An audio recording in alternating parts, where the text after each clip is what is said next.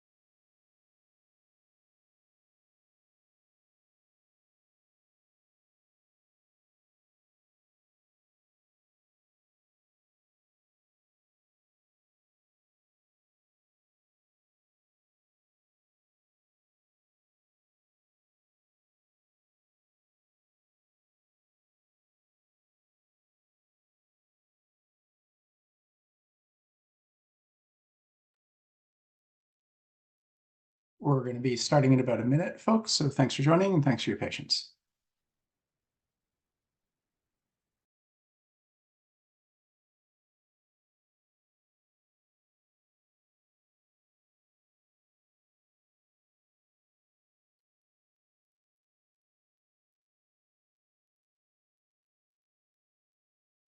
Hey, right.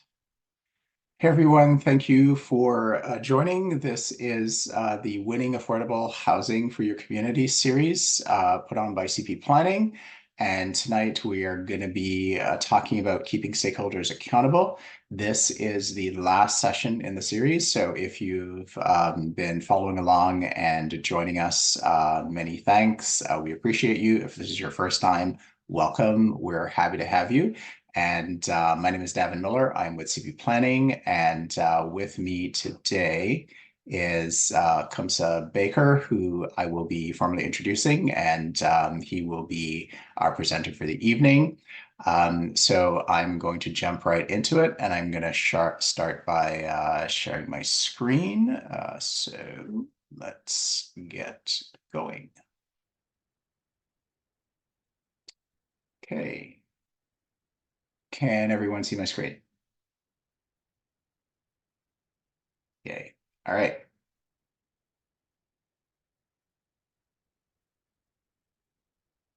Okay, so I'm going to start with a land acknowledgement.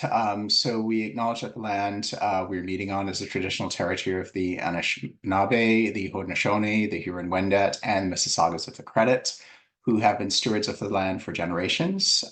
Toronto is also part of the Dish with One Spoon Treaty, where these nations peacefully share and care for the resources around the Great Lakes. In engaging with racialized communities around displacement and land use across Southern Ontario, we must acknowledge and prioritize the presence and leadership of the many diverse Indigenous groups who were first displaced from the land, and we commit to prioritizing actions to support Indigenous communities throughout all aspects of our work. We also want to recognize that all treaty peoples including those who came as settlers, as migrants, either in this generation or in generations past, and those of us who also came here involuntarily, particularly through those brought to the lands as a result of the transatlantic slave trade and the practice of slavery. We pay tribute to those ancestors of African origin and descent. Some housekeeping.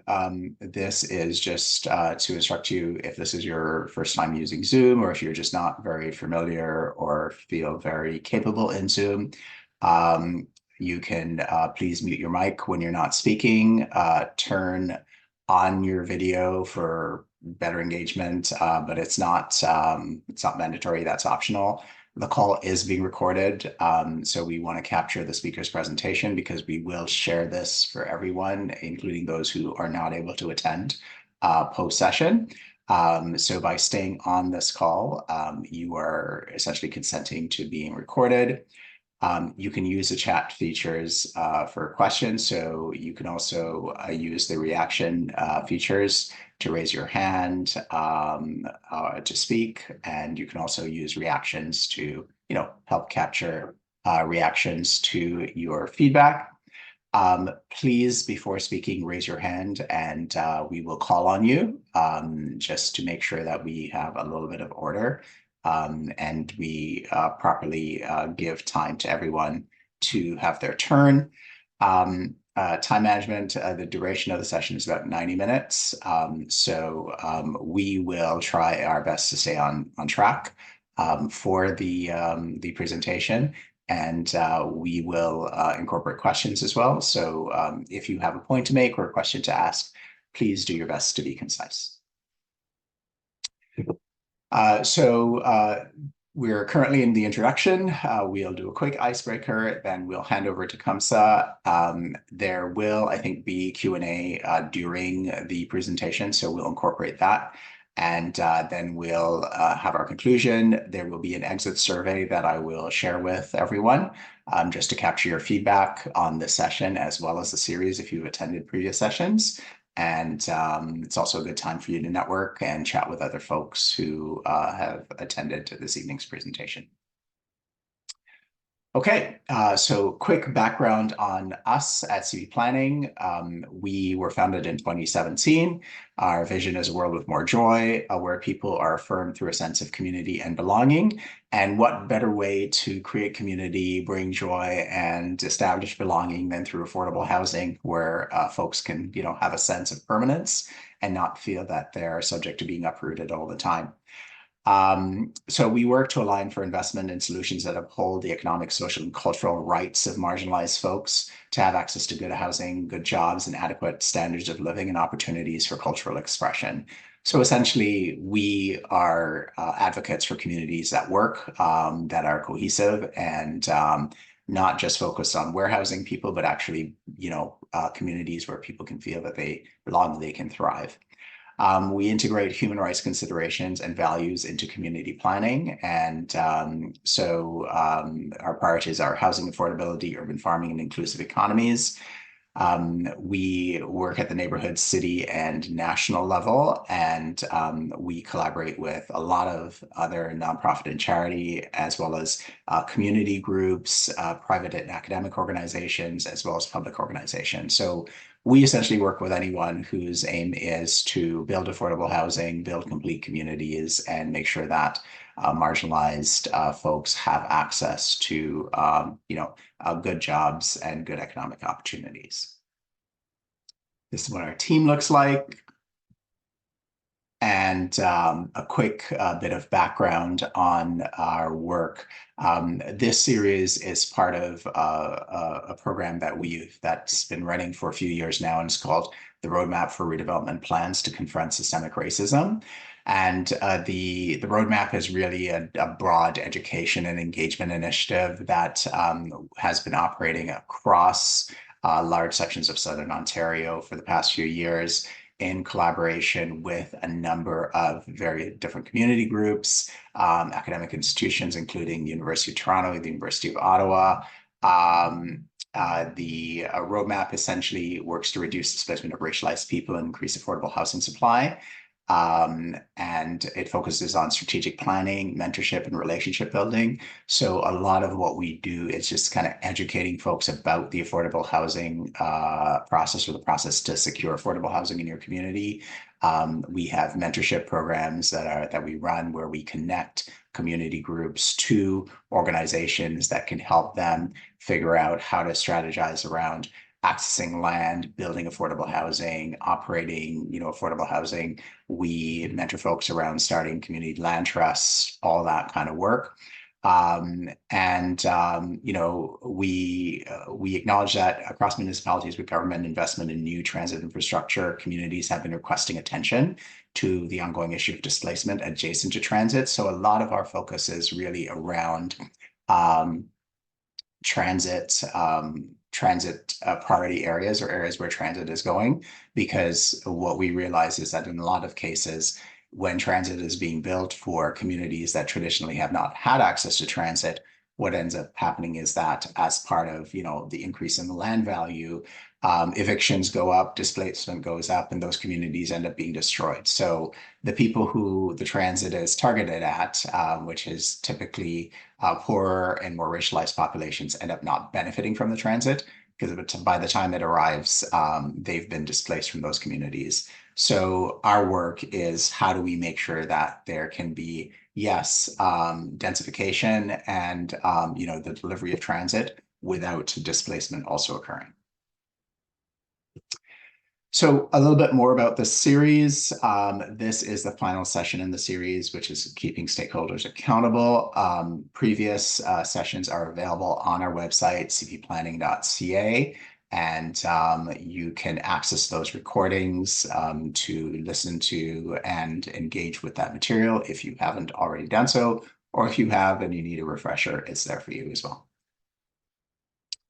So our icebreaker today is really around just kind of finding out where folks are coming from and what communities they represent, as well as, starting to delve into the material and try to understand, what does accountability mean to you? So I am going to open it up for feedback. Please drop in the chat what community you're representing and what accountability means to you, and, as best as you're able to explain it.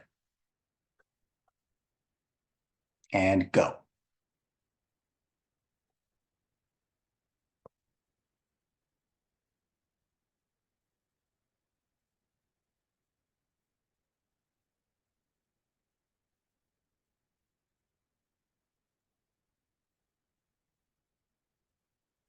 Happens the chat. I don't see. Little Jamaica, Morgan. Yay. Okay, welcome to Little Jamaica. We've done a lot of work in Little Jamaica, or actual offices in Little Jamaica. So great to see representation. Liam from Weston, big up Weston. Congratulations on reversing the Metrolinx decision to stop the Up Express from stopping every 15 minutes. That's awesome. Great community organization and pushback. South Etobicoke, yes, LAMP. We love working with LAMP, Kate from the beaches, but you're not representing a community, but we still love the beach. So thank you for being here. And what does accountability mean in your own words?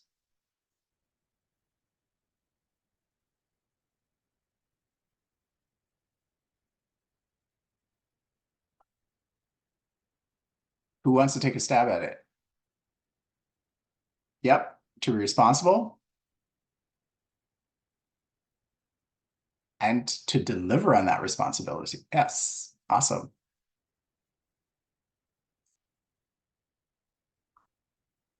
Okay, I'm not going to torture you anymore. I'm going to jump right into, here we go, taking responsibility for damages done that is mutually agreed upon and learn from that lesson and avoid it in the future. Yeah, growth.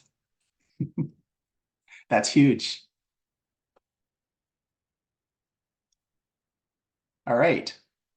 So I'm going to introduce Kumsa. So Kumsa has graciously agreed to spend the next 90 minutes or so with us. He's the Director of Community Engagement and Campaigns at the Toronto Community Benefits Network. It's a community labor organization coalition with 121 member organizations. His role involves supporting community engagement, organizing and advocacy for fair economies and equitable development in neighborhoods across the city of Toronto. His work has led to community benefits agreement and community benefits commitments as part of a large-scale infrastructure and urban development projects like the Metrolinx Finch West LRT, Casino Woodbine expansion, West Park Healthcare Center, Regent Park phases 4 and 5, Housing Now, and the upcoming FIFA 2026 Men's World Cup. He has over 15 years of experience in community and labor organizing in the city of Toronto and across North America. And he currently serves as the Neighborhood Legal Services on the Neighborhood Legal Services Board of Directors, which is a community legal clinic based in the downtown east in Toronto. Kumsa, thank you for being with us today. I also see Morgan has dropped in the chat. What does accountability look like for her? Thank you, Morgan. That is great. So Kumsa, I'm going to turn it over to you. I'm going to stop presenting and I'm going to let you share your screen and we'll jump right into it.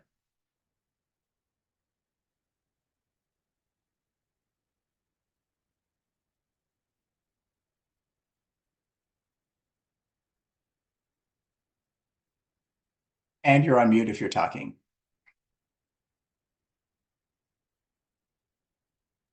Oh, sorry about that. Good evening, everyone. It's nice to join you for this evening for this final workshop, which is the Affordable Housing Workshop series on keeping stakeholders accountable. I'm really glad to participate and share and help support our conversation around, what are ways and approaches to ensure that stakeholders that are involved in the development of affordable housing and how communities can better ensure accountability, both to deliver on affordable housing, but also to make sure the adequate implementation and sustainability of affordable housing in our city.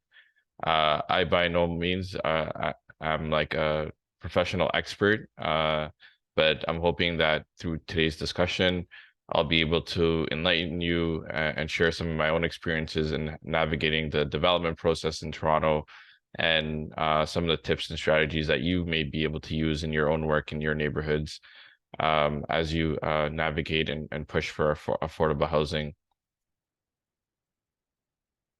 So for today's session, this is the agenda that outlines kind of the key sections that I'll be covering. So the first part will be just introduction to the Toronto Community Benefits Network, the work that we do. And then I'll also be highlighting the problem. You know, I know we're amidst affordability and affordable housing crisis in the city of Toronto, and you know across the region and you know pretty much nationally across Canada. And so I want to kind of give a little bit of an overview of highlighting you know the problem, you know how it's gotten worse over time, and from there going into more of you know the different stakeholders that are involved in the housing development process, whether it's government or developers, and you know what are different strategies or approaches to hold them accountable. I'll also be having questions or prompting questions throughout the session, and so I'm hoping that we can have a sort of ongoing dialogue on some of these different topics as we go through the session. I'll also be wrapping up with some case studies that you can learn from, look into more further. And then we'll also wrap up with a Q&A and a final discussion before we wrap up this evening. So about the Toronto Community Benefits Network, we're a 120 member network organization. So we're network based, including community groups, community organizations, service providers, employment agencies, labor unions, and social enterprises. Our organization is now 10 years old. We actually just turned 10 in April, which marks an important milestone in the work that we've been doing in the city of Toronto, and building into this sort of large community and labor network across the city of Toronto. Some of the key areas that we focus on include good jobs and inclusive local economic development, social procurement and supply chain diversity, neighborhood improvements like childcare, affordable housing, social development, investments, environmental protections and sustainable development, and last but most importantly, accountability and transparency through community oversight.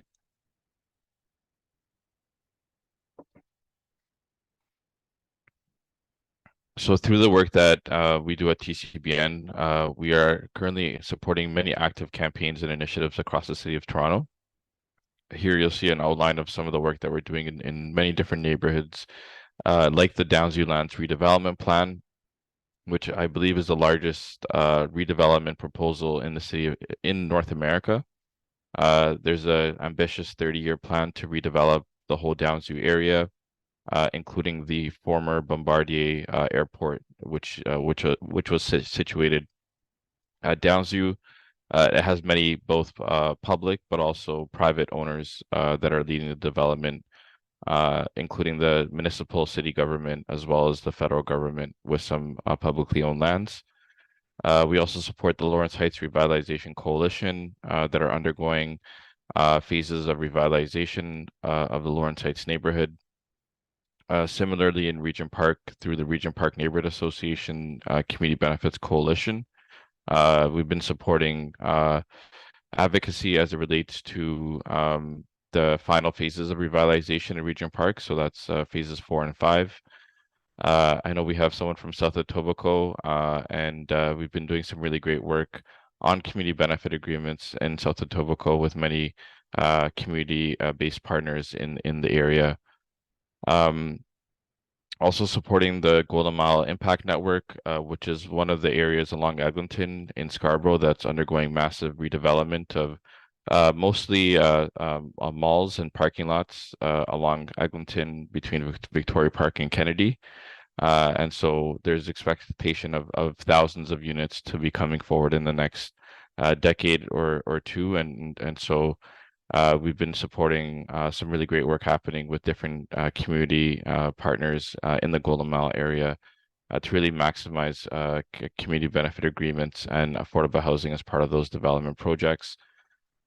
We've also supported the Moss Park Coalition, Build a Better Fairview in North York, the Mount Dennis Eco Neighborhood Initiative in Little Jamaica through some developer engagement that we are involved in, including with CP Planning and other community groups in the neighborhood.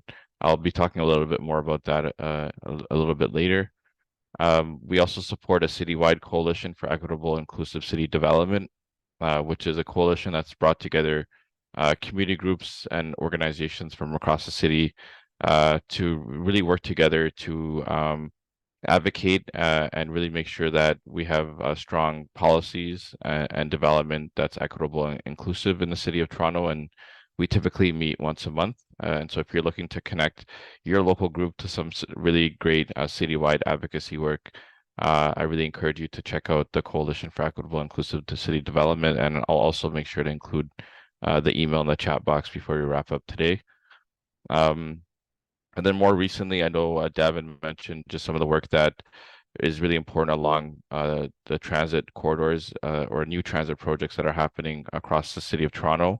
But we know that a lot of these projects are impacting many inner suburb neighborhoods, including low income and highly Black and racialized communities. And so we've been really organizing to make sure that we have both equitable and inclusive development, both as part of the transit projects itself and making sure we have community benefit agreements with Metrolinx that can ensure that local communities can benefit from those opportunities that are created from the public investment, but also making sure that people are not displaced. And so one of the key areas is ensuring that their investments and support for affordable housing, especially with new transit-oriented communities that are being built along the different stations.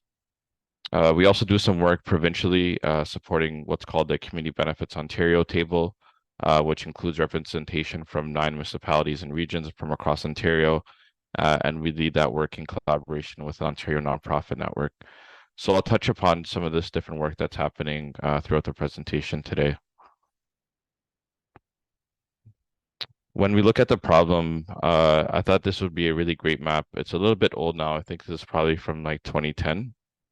But it's a report that was launched by David Hulchansky, who is a researcher at the University of Toronto, that really outlined the tale of 3 cities. So you see where number 1, which is areas that have seen an increase in income over the past 30 years. So those are shaded in blue towards sort of more of the I would say downtown core and then sort of surrounding the downtown core area.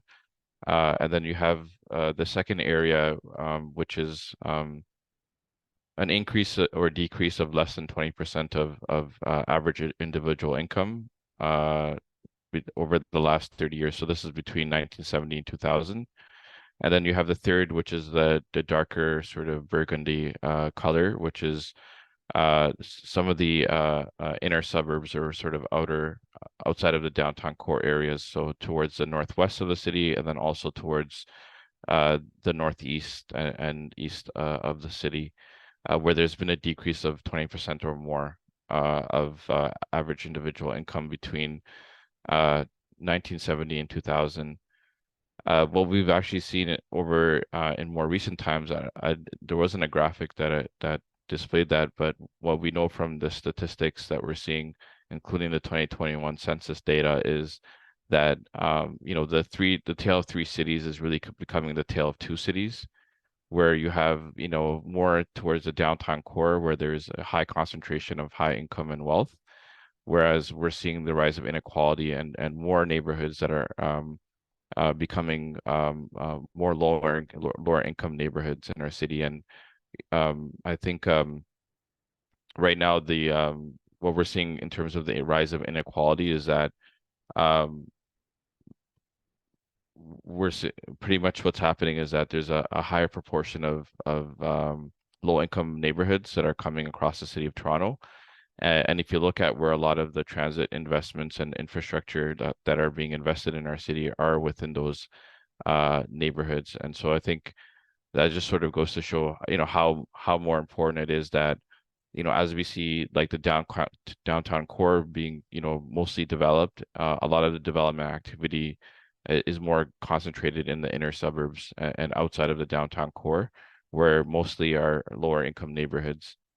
And so it's really, I think, an important concern and also it's quite devastating, the potential impact that, that it could have on our city in terms of who's able to afford to live in our city. And I think we're already seeing that through, development pressures, displacement of renters and tenants, but also some really great work that's happening to push back against some of these bad development practices that's happening in our city.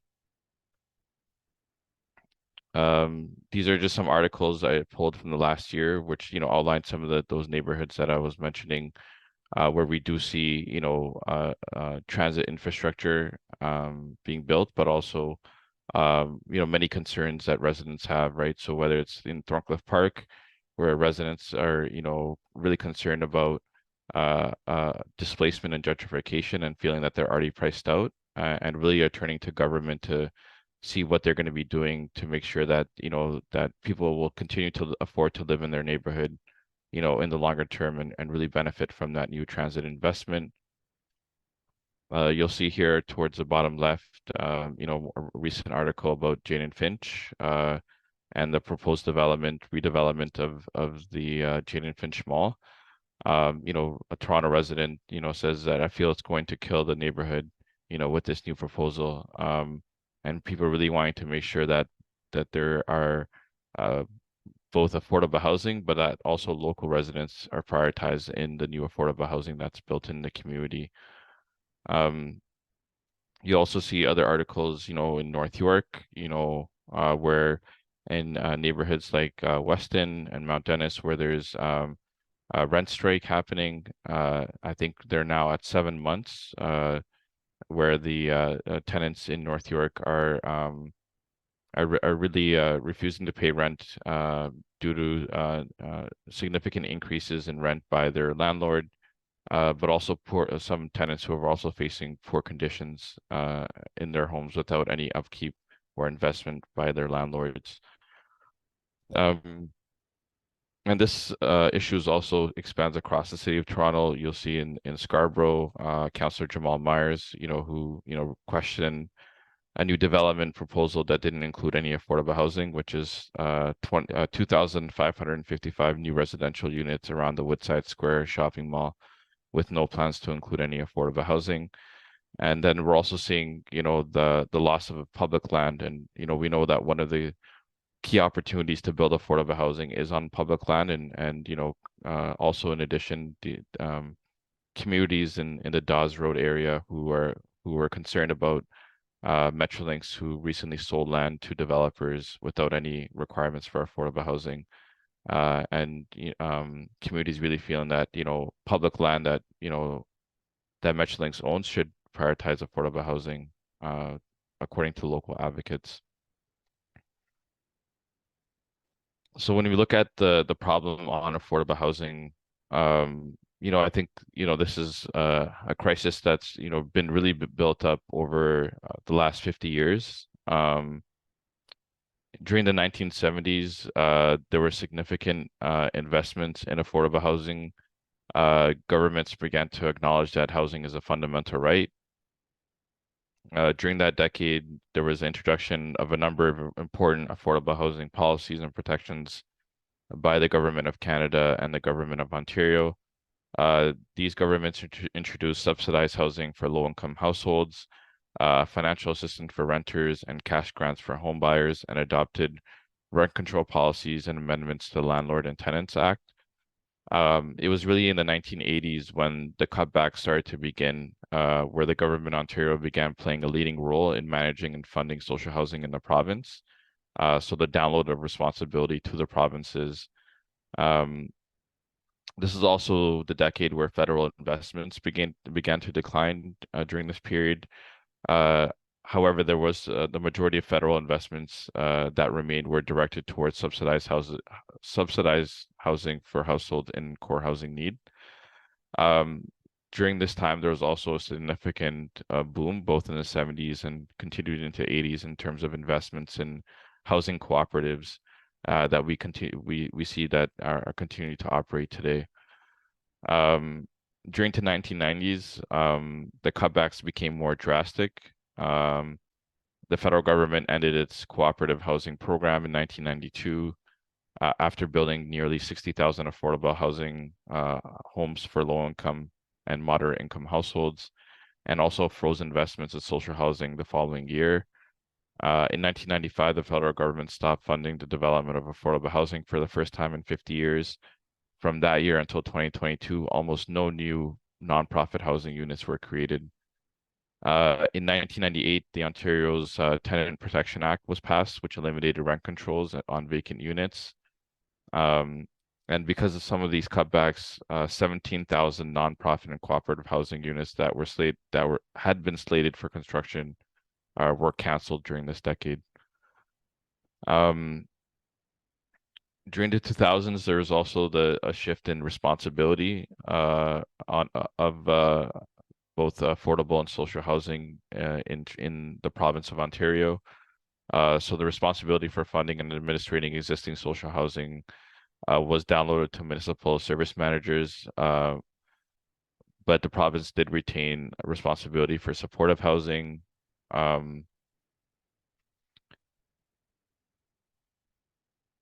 There was also in 2007 the Ontario's Residential Tenancies Act that took effect, which replaced also the Tenant Protection Act and maintained vacancy decontrols. During the 2010s, the year of 2010s, the crisis deepened, but housing commitments began to emerge. Throughout this decade, the number of affordable housing units in Ontario decreased, while the number of luxury condos with high rents increased, resulting in the further decrease of Ontario's affordable housing stock.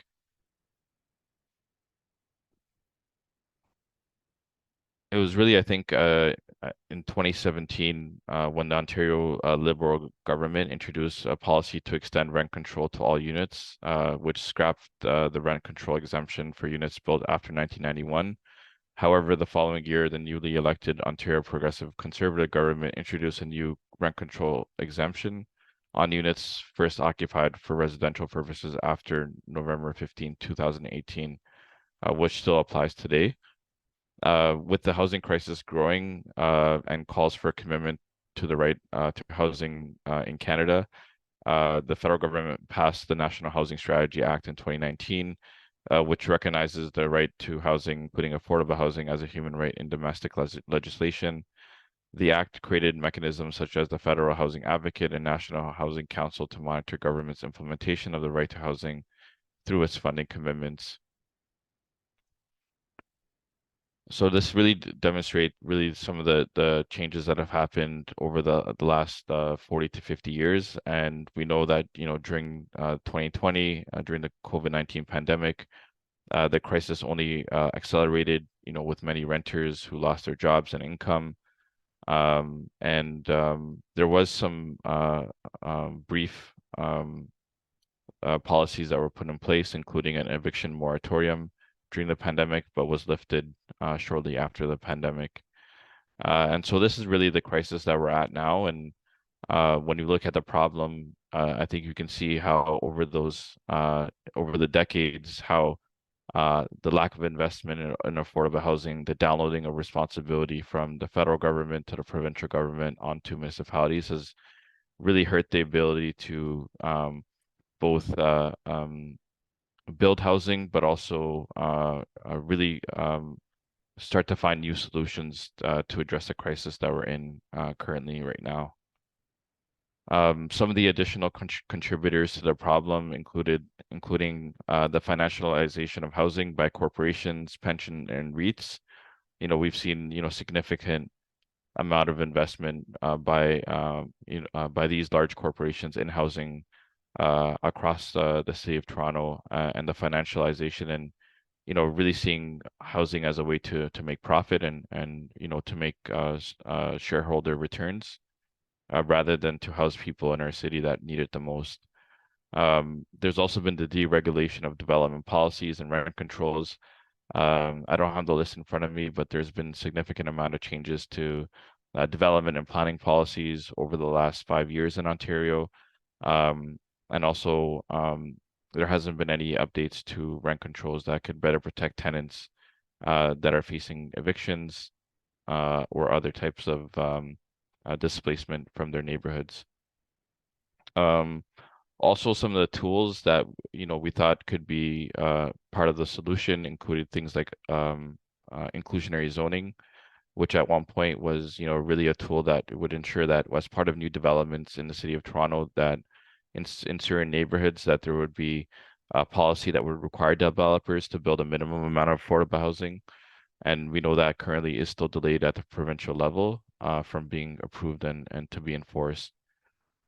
We also don't see the lack of commitments on affordable housing as it relates to transit-oriented communities. So with all of these new transit projects that are being built, we know that a big focus is also building communities or housing around those new transit stations. But really a big question is, who are those new housing units going to be built for? Is it going to include affordable housing? Are we going to see targets to ensure that as part of all this new housing that's built along transit, that especially for those who are going to be most impacted by these new transit projects, that that they can find opportunities to continue to afford to live in their communities. And with all this new housing coming in, really great opportunity to prioritize some of the public land to make sure that we're building affordable housing. And currently the province has not committed to any minimum targets for affordable housing on as part of the transit-oriented communities program. And then more recently, we know that there are other market factors, including high interest rates, that have impacted the ability for builders and developers to build.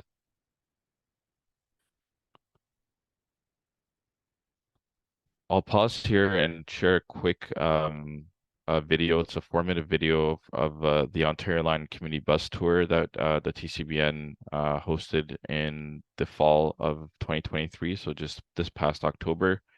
And we were able to take a few stops along the Ontario Line, which is one of the largest transit projects in the city of Toronto, to hear from community groups and advocates who are in those neighborhoods, and to hear from them directly in terms of what's happening in their community, but also what are some of their concerns around affordable housing in their community. So I'll pause the presentation here, and then we'll go to the video, and then we'll have a short discussion amongst our group.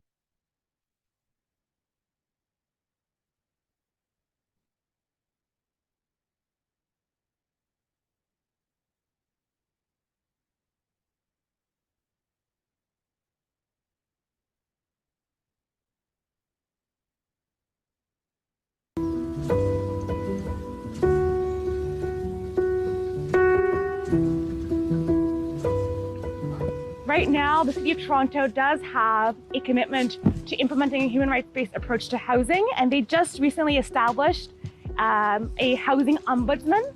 And so in Housing Ombudsman, what they are is they're there to hear from you if you feel that your community has been discriminated against in terms of actually having their voice validated by city planning on the importance of affordable housing, and seeing how solutions can be built with community, with the city together. We want to see a transit-oriented community. Right now, it's just transit-oriented development. There's nothing that creates a complete community in there, and no commitment to it.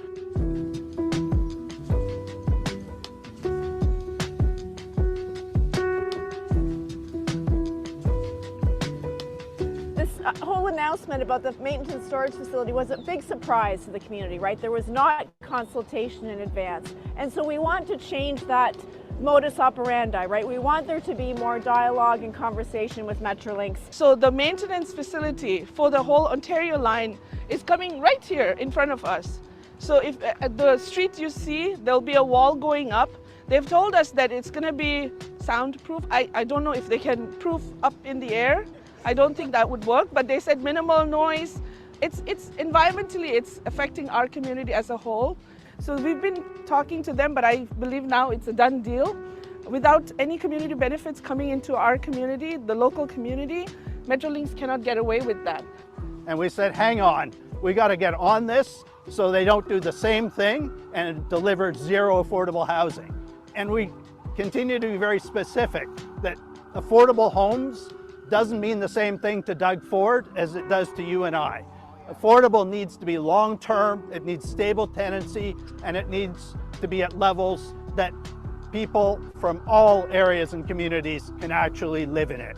We all have similar issues, we're all facing similar issues, and that's the importance of coming together and having those big numbers and having one united voice to show the importance and highlight the importance of community benefits. We want to make sure that our federal partners are also holding Metrolinx accountable to make sure that good paying jobs do come to this community and that the community members are the first people eligible. So we need to make sure that Metrolinx is able to provide support. We need housing in this area.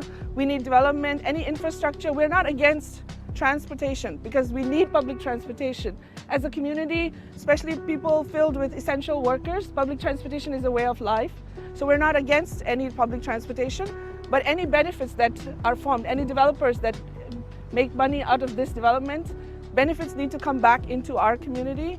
It's really there to highlight things like affordable housing, having good jobs and access to employment, and making sure that these equity-deserving communities get a say in what happens in their community and what development happens and how they want to see their community move forward in the future. I'm really excited to see this continue to grow and see community benefits become a normalized part of planning. Like every plan that we see coming through our cities should have community benefits as a central tenet of the work. If you live in a conservative riding, talk to your MPP about how affordable housing, community benefits, jobs matter to you. Join among different communities along the Ontario line and different groups as we lobby for good outcomes.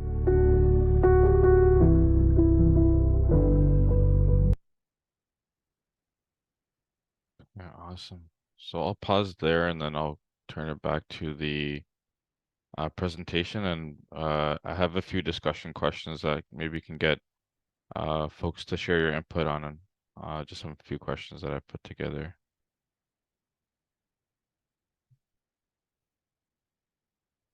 So I have 3 questions. Feel free to add your response in the chat and we'll just give it a couple minutes. So given the magnitude of the problem, what do you think is needed to solve the housing affordability crisis?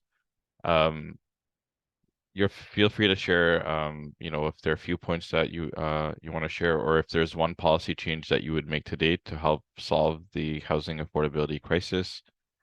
And then the third question is, who is the most important stakeholder to help solve the housing affordability crisis, in your opinion?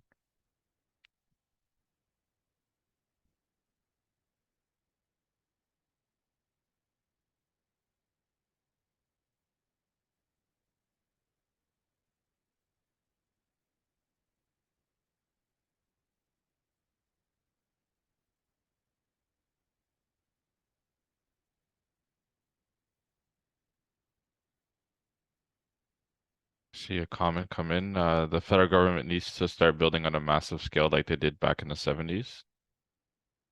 So really getting back to that ambitious program that they had back in the 70s, which allowed for a lot of social housing to be built at the time, and also other nonprofit and cooperative housing.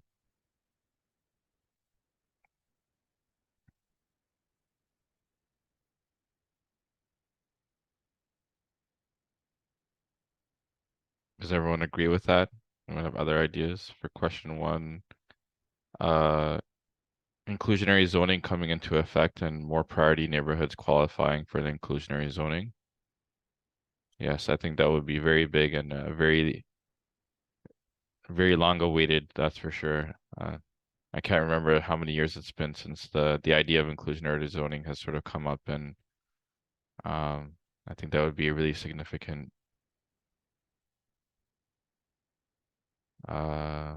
vacancy control in terms of what is one policy change you would make today to help solve the affordability crisis.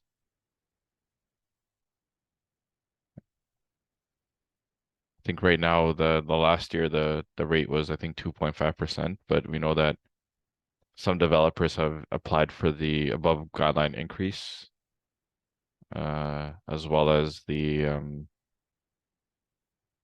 for any units that are built after 2018 that don't have any rent control at all. Liam shares, I agree. I also believe the co-op is very important in making sure policies are in place for transit-oriented development to include a minimum amount of affordable housing. Awesome. Thanks so much for sharing. Feel free to continue to add your answers in the chat box. I'm going to continue with the presentation, and we'll look at a couple different pieces. So the first one is around government. So, we've heard already that, governments need to do better in terms of its role to build the type of affordable housing that we need in our communities. And really, what better opportunity than, really better utilization of public land that prioritizes deeply affordable housing through public-led developments and or partnerships with developers who are committed to building affordable housing, or nonprofits and co-ops. Another way you can hold governments accountable is also public investments in social housing. I mentioned, you'll see here to the left, one of the last 2 phases of Regent Park, which was one of the first social housing communities in Toronto to undergo revitalization. And, there's, over the years, there's been a really significant shift in the proportion of social housing to non-social housing to market housing. And I think now the current ratio is 70% of all the new units in Regent Park are market housing versus only 30% of the units are now social housing.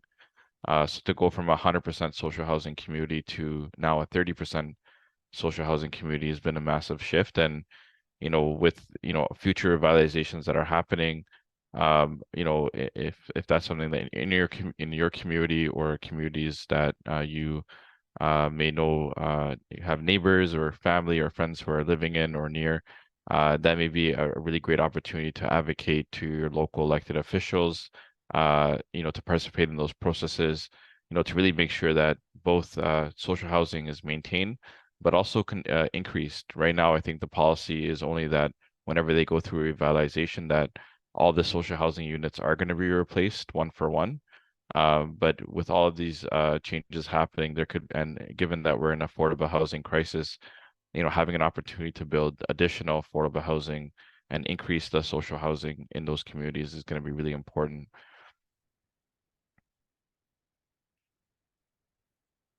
There are also other ways of holding governments accountable. We hear a lot in terms of supply, and the government's really investing in helping to build more supply of housing in Toronto. However, really the big question is supply for whom, right? What type of housing is actually being built with those funds?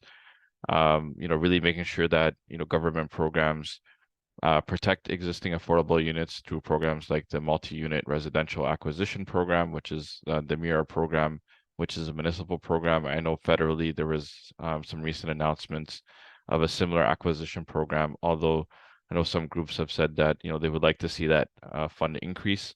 But we know that it costs a lot more to build new housing than to keep existing housing affordable. And so having these type of acquisition funds that could make sure that those buildings maybe that are currently affordable, that there are opportunities to purchase that affordable housing to keep them to purchase that housing to keep them affordable in the longer term. And so really making sure that there's an increase in those type of programs that can help to preserve affordable housing in your community. Also ensuring that affordable housing definitions are income-based. I know the City of Toronto, through a recent bylaw a couple of years ago, have now changed its definition to an income-based definition. So really making sure that in your community that when there is affordable housing being built, that they're using the new city bylaw that's now come into force. We also hear the big challenge of affordable housing for families, right? So really making sure that affordable housing is also including family size units, and then also giving people the opportunity to own. We know that people are always interested in being able to afford a home in the city of Toronto. It's something that, especially for young people, has become more and more of a bigger challenge. But really seeing how governments can help to invest in supporting rent to own programs, and that can help support people into home ownership. I remember very early on in when revitalization was starting in Regent Park, one of the big sort of promises that were made was that there are going to be lots of opportunities for tenants of TCHC to be able to own their homes. And unfortunately, over time, that became less of an opportunity, especially as the market started to change and home prices really started to increase a lot, making it unaffordable or unable for people to participate in those programs. So really making sure that those type of investments are made in communities to help support people in accessing homeownership is really important. How do you really hold governments accountable?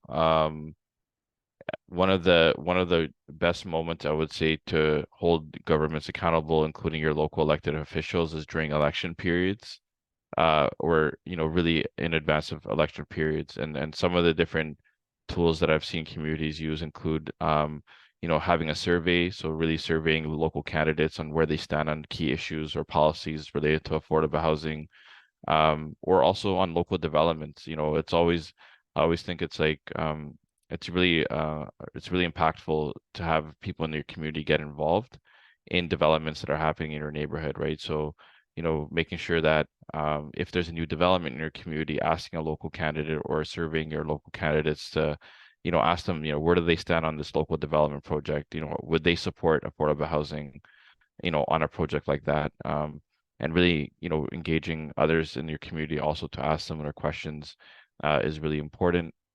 Ask candidates to take a position on key issues, policies, or local development projects. One of the best ways to do that is, if there's a debate happening in your community, or a community event that's happening in relation to an upcoming election, asking candidates to take positions on these key issues is another way of, hopefully, if they're elected, a way that you can hold them accountable to their commitments and promises. Elections are also another great way to educate, inform, and turn out the community to support candidates who align and support key issues. And so, whether it's educating them on your current elected representatives and how they supported or did not support local development or affordable housing in your community, or on key policies related to affordable housing, using the election periods to hold them accountable and educating people in the community about that is could be really impactful. So I've shared a few tips and strategies of ways that you can hold the government accountable on whether it's policies or as it relates to developments in your neighborhood.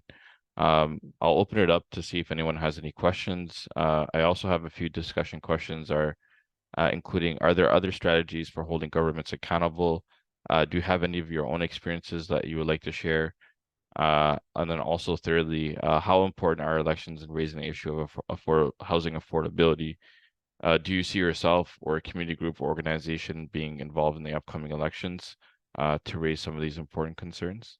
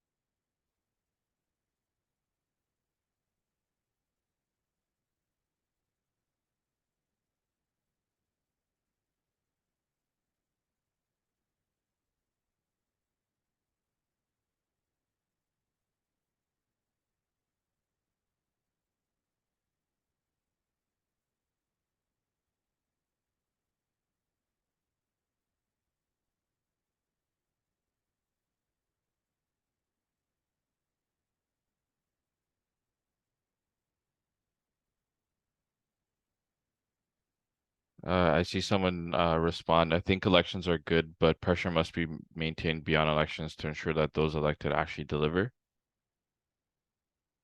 That's a great point. So not just waiting for elections, but also making sure that in between elections that you're holding governments accountable.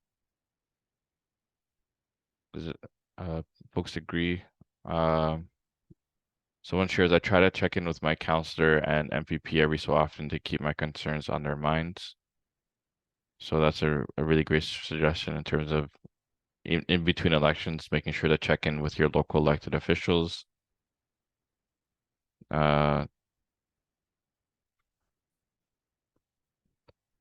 So, Mr. I think you gave a good strategy when you mentioned raising issues with elected officials during election times.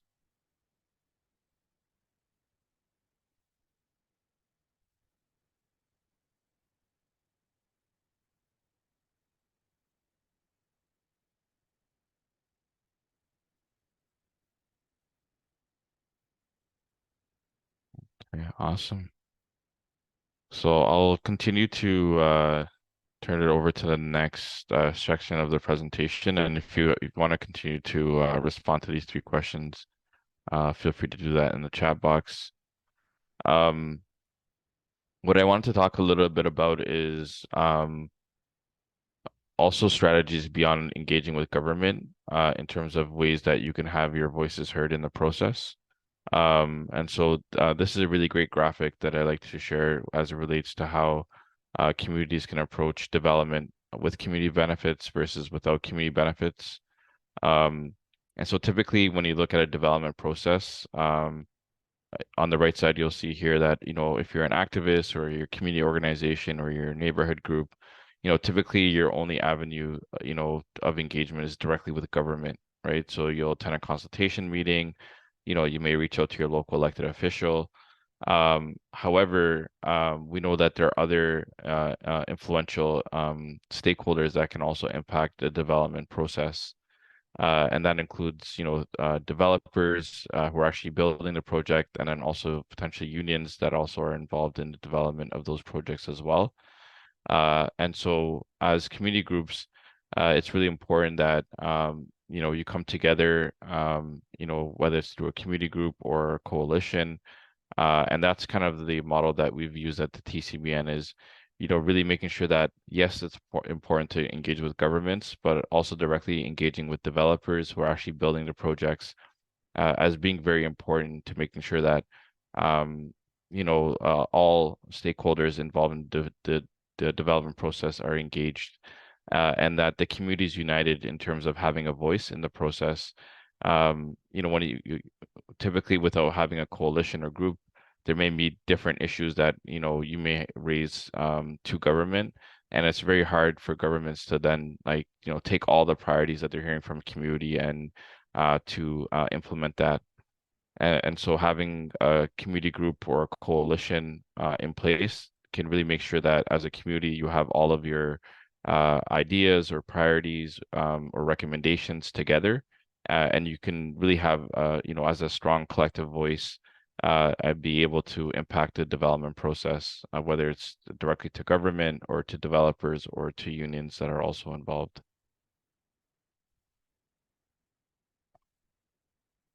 So in terms of ways of engaging and holding developers accountable, one of the things that we found it to be really impactful is, through building community capacity. And that is through community engagement, whether it's through outreach, through petitions, through hosting and participating in events.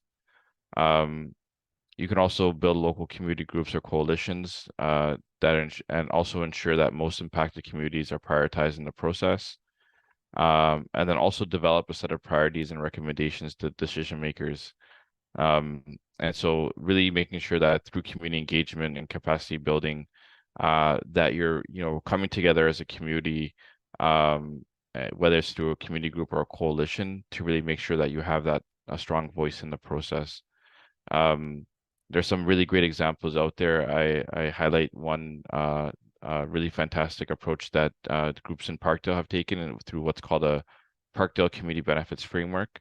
So it was actually a participatory planning engagement process that the Parkdale People's Economy undertook. I think it was around 2016 and 2017. And so what they did was they engaged the community, recognizing that, there was lots of interest in development in the area, to really help through that engagement to help inform what's called a guide for what's called a community benefits framework, which is really essentially a guide for development without displacement in their community. And within that framework, it really sets out targets, and expectations of what they would want to see from development that would come to their neighborhood. So whether it's a private developer or any development on public land. And also one of the great strategies that have also emerged through the work in Parkdale has been the Parkdale Community Land Trust. There are many different ways of holding developers accountable. And so once you've built a community coalition or you have a community group in place, one of the opportunities to have your voice heard is through consultation meetings. And so whether it's through secondary plans, so typically the City of Toronto will host a secondary plan for an area that's undergoing massive redevelopment or a lot of neighborhood change. And usually these secondary plans are higher level. But these secondary plans really set the direction of what developments and how developments will impact a certain community. So everything from things like growth and height of developments to community services and facilities to other types of important planning priorities the city may have. Typically, those will be included in a secondary plan. And so those are sort of the overarching documents that really guide development in your neighborhood. And so if you know that your neighborhood is undergoing a secondary plan, typically it's a really important opportunity to really make sure that you're voicing your priorities and concerns around affordable housing, and to make sure that that priority is reflected in the secondary plan. There could also be more smaller planning studies that are sort of more focused on certain parts of a neighborhood. And then there also could be development consultation meetings on a specific development application in your neighborhood. So really being able to monitor when those development meetings are happening or consultations are happening to have your voices heard is really important. Also engaging your local city councilor. Your local city councilor will always be in the know in terms of when different development applications and consultation meetings are coming up, and they typically include those in their newsletters. And so if you're engaged with the local city councilor, that's another great opportunity to get more information about the different meetings that are happening in your community. You also want to engage your local city councilor to also keep them aware of what those local priorities are. So, if you come together as a community group or as a coalition and you have a set of priorities that you've identified, really making sure that you're meeting with your local city councilor so that they can understand that these are the local priorities and that they can be your advocate, when they're meeting with developers or when they're reviewing development applications. As a community group, you want to get the broader community involved and keep them engaged throughout the whole process. You may also want to build solidarity with neighboring communities, groups that are facing similar issues, and then also citywide coalitions like the Coalition for Equitable and Inclusive City Development. So these are different strategies of ways that you can participate in the process, and to help to influence the development. A development that may be coming into your neighborhood. There are many different organizing strategies that you can use as a community group that's advocating for affordable housing in your neighborhood. So this can include things like communication strategies. So like a good example would be like a newsletter that you may start as a community group to keep people in your community informed about different developments that are coming up, any community meetings that are happening, if there are any events that are happening in the community. And so really thinking about what is your communication strategy, because that's going to be really important. You also want to demonstrate that you're keeping people up to date and being transparent with any conversations that you may be having with your local city councilor or your local elected official about the important issues that you've identified as a community group or organization.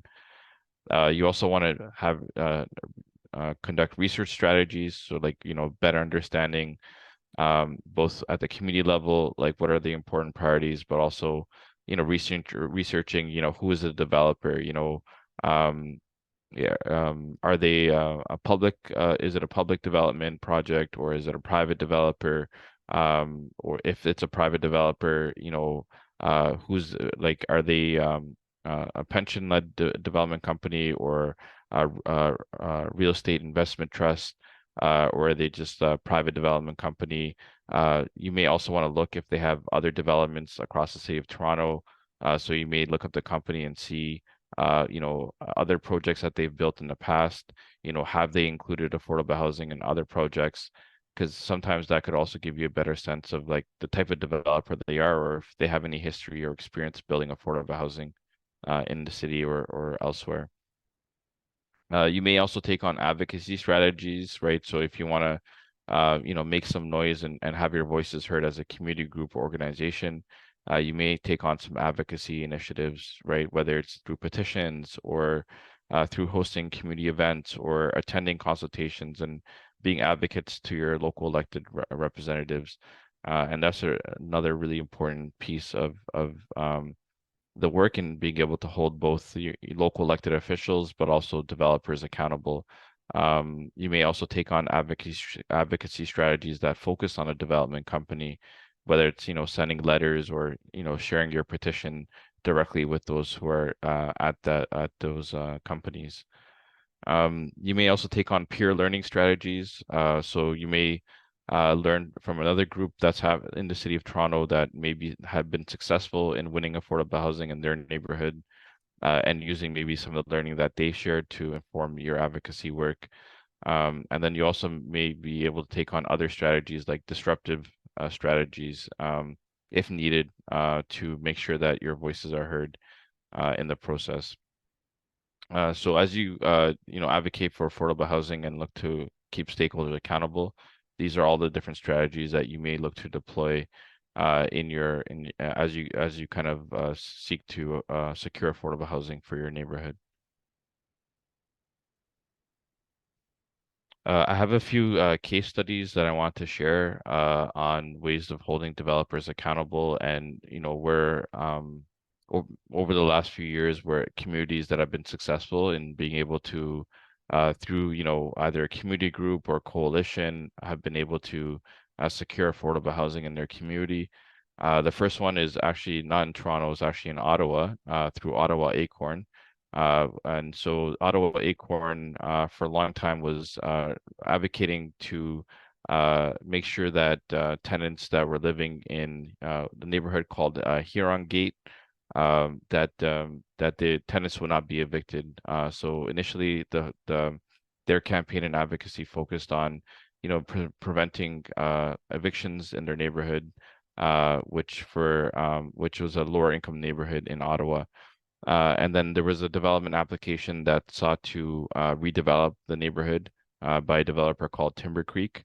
And through a lot of advocacy from Ottawa Acorn, they were able to push the city of Ottawa to sign what's called a social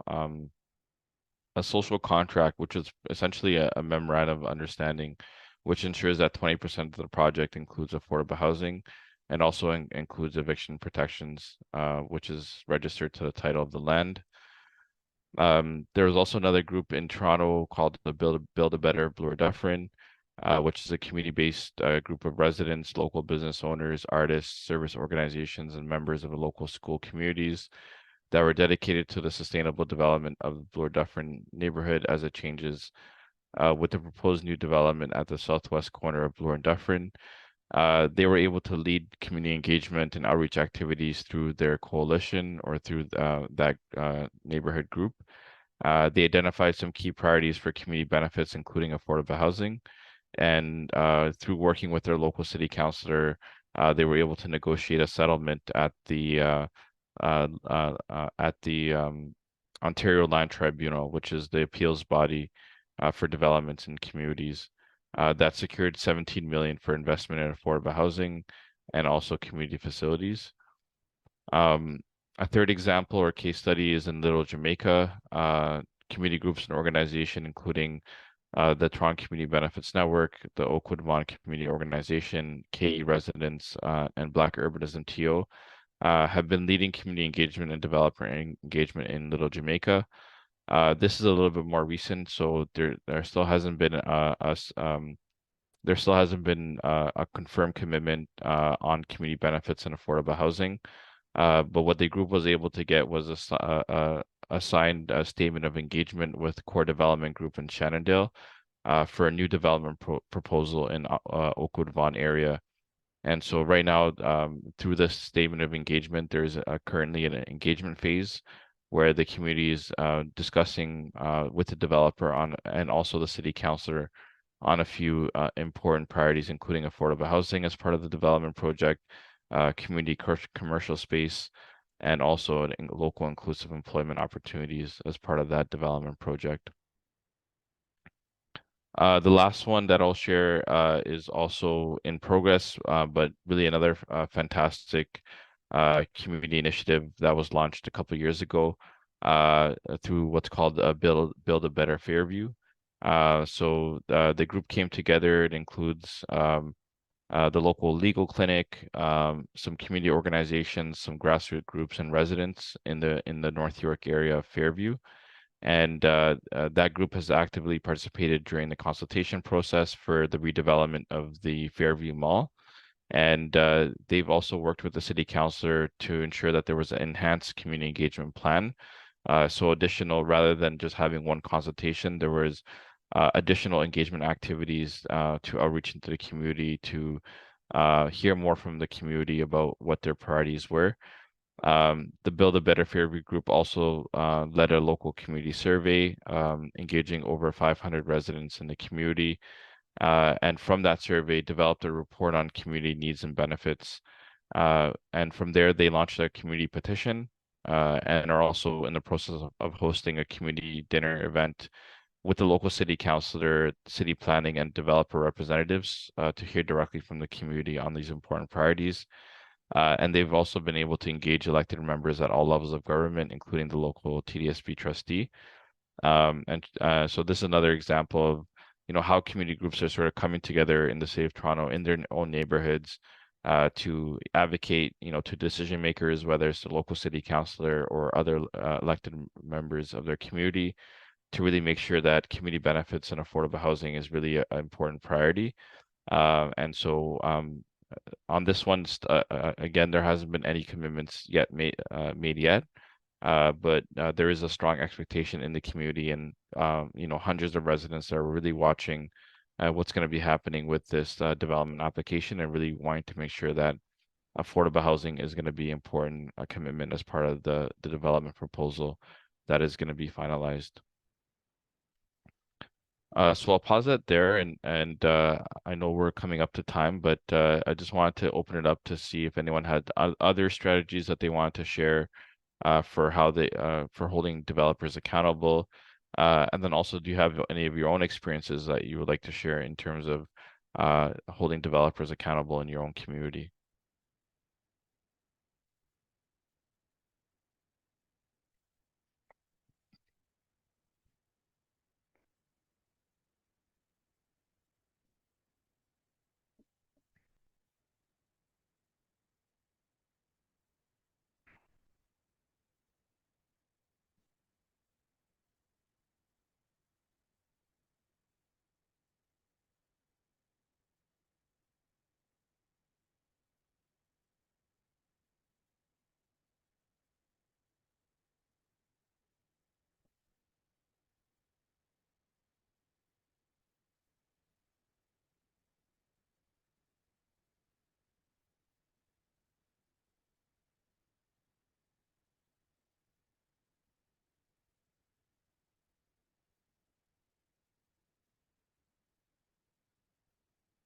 So I guess we can maybe shift to the last couple of slides that I have.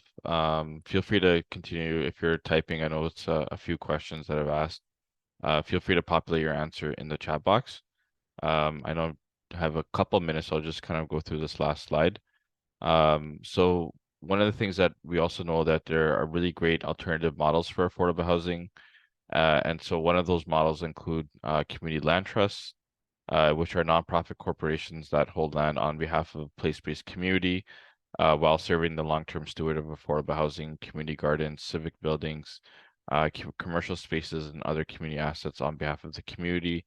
So if that's another strategy that if your community is having challenges with affordable housing, maybe one of a good opportunity maybe to do is either to connect with your local community land trust, or even start one if there isn't one in your community. And you can actually go onto the website for the Canadian Network of Community Land Trusts, where they actually have a database of all the different land trusts across Canada. And so I hope this gives you another sort of tool that you can use to secure affordable housing in your community, especially if you're having challenges with other developments that are happening in your community, or if you're finding that finding opportunities for affordable housing is challenging. There's also another tool that's out there, which is a little bit more newer, but at the City of Toronto, I just wanted to make you aware that the city does have a housing ombudsman, which is a housing unit that's dedicated to overseeing the fairness of the City of Toronto's housing policies and programs. And so they typically do system reviews and systemic investigations into the planning and delivery of Toronto's housing services and programs. They also monitor the implementations of the city's housing policy from a human rights and fairness perspective, and also engages meaningfully with individuals and communities that are facing housing precarity. And so if you're finding significant challenges with affordable housing in your community, that could also be another tool or resource that you have available. So I'll pause it here and then open it up for any questions and answers. And then if not, then back over to you, Davin.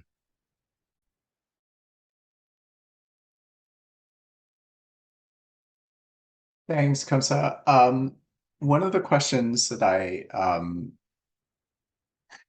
was thinking of was, and I know that various developers have made commitments, or they've had commitments forced on them through various different agencies to say, hey, you have to build affordable housing.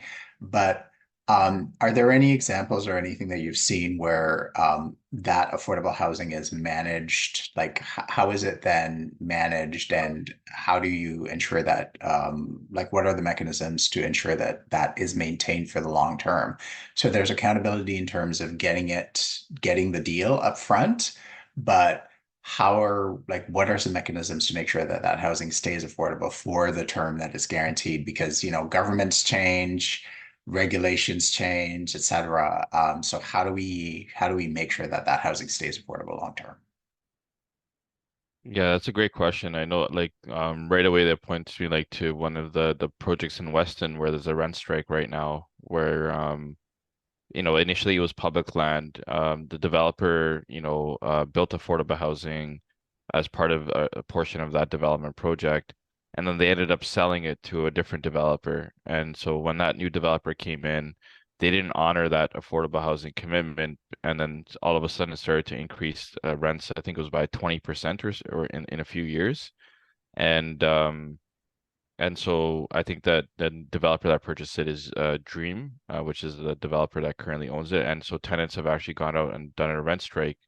And so I think, like, we have to be thinking about more long term when governments are building on public land and just giving developers access to the land, that they actually have to, like, maintain that affordability in the long term, and don't use updated policies to increase rents on tenants. And so I think making sure that housing agreements are registered on title, right? So even if on the title of the land, so even if the property is sold to another developer, they still have to honor that agreement because it's registered to the title of the land. Also, nonprofit partnerships, I think, is another great opportunity. Like, so rather than having the private developer manage the affordable housing, if you have a nonprofit partner that can come in and manage that portion of affordable housing, then that nonprofit partner, they're dedicated to keeping that they're dedicated to keeping that affordable and not for profit, and not for making a profit off of those units.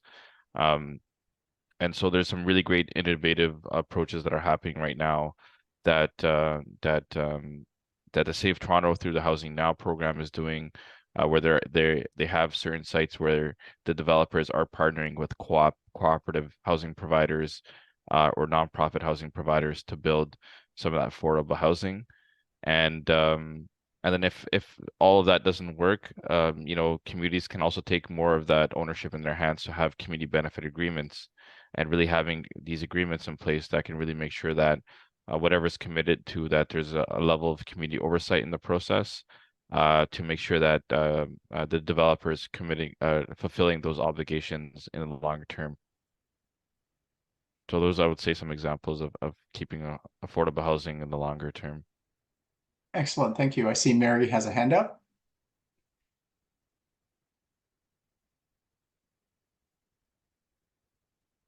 Mary, you're on mute if you're speaking.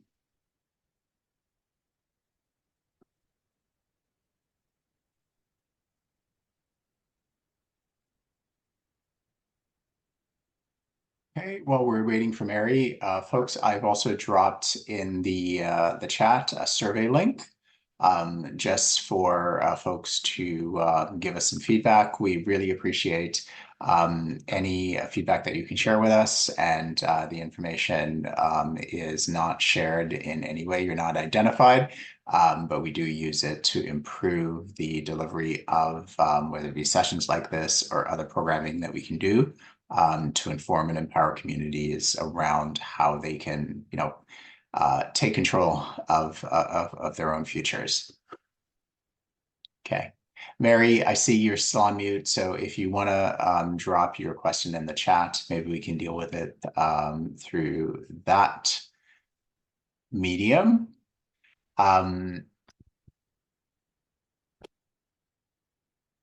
Excellent. See feedback from Cass. Thank you, Cass.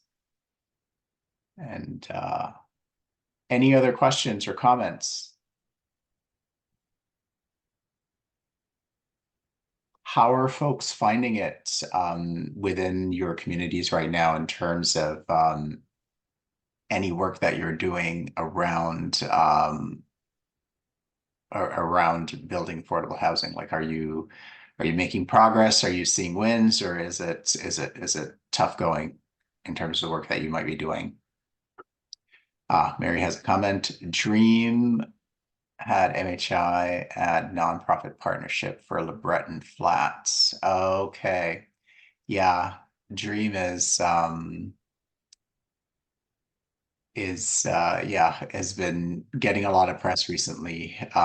Dream and Starlight, I think there was a recent report, I think it was in the Toronto Star, if I remember correctly, earlier this week, talking about all the worst landlords for above guideline rent increases, and Starlight was like 50% of the volume. And Dream wasn't in the top 5, but I know that Dream has some very problematic instances where folks are actually, in addition to things like the rent strike, calling them out for bad behavior in terms of driving up housing prices. But it goes back to Kamsa's point, I think, around financialization, which is that these landlords have to every year deliver bigger and bigger returns for their investors. So if that is the home that you live in, and that home is now owned by one of these corporations, there is no getting better, because their duty is to their shareholders. It's not to their tenants, right? That's how corporations work. And so they are going to find ways to continue to extract more and more money from renters. Yeah, the goal really is, and one of the things that they've said, I think it was Starlight that issued a statement saying that we play by the rules. So if you don't like it, go change the rules, is essentially what they're saying, right? So the government allows them to do this. And this is the framework that in Ontario, for instance, the Ford government has created by rolling back the rent control laws. And so, people keep voting for these folks. These folks keep making things worse. And so the developers or the property owners or the REITs are just like, yeah, that's what your government did. And don't blame us for taking advantage of it.